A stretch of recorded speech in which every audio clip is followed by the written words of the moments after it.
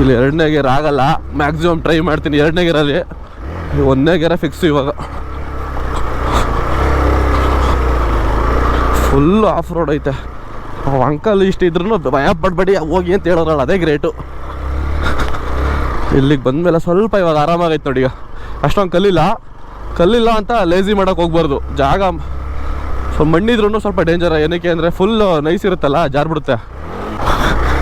ಯಪ್ಪ ಕೈ ಎಲ್ಲ ನೋವು ಬರ್ತೈತೆ. ಎಕ್ಸಸೈಸ್ ಮಾಡಿ ತುಂಬ ದಿನ ಆಯ್ತಲ್ಲ. ವರ್ಕೌಟ್ ಇಂಪಾರ್ಟೆಂಟ್ ಅನ್ನೋದು ಇದಕ್ಕೆ ಹೇಳೋದು. ಕೈ ಎಲ್ಲ ನೋವು ಬರ್ತೈತೆ. ಇಲ್ಲಿ ಹೋಗೋದೇ ಇರೋದು ಅಂತ ಅನಿಸುತ್ತೆ. ಆರಾಮಾಗಿ ಹೋಯ್ತೈತೆ ಗಾಡಿ, ತಲೆ ಕೆಡ್ಸ್ಕೊಳಂಗಿಲ್ಲ.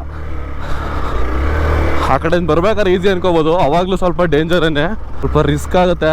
ಬಟ್ ರಿಸ್ಕ್ ಇದ್ರೂ ಹೋಗ್ತಾ ಇದ್ದೀನಿ ಅಷ್ಟೇ, ಎಕ್ಸ್ಪೀರಿಯೆನ್ಸ್ ಇರೋದಕ್ಕೆ.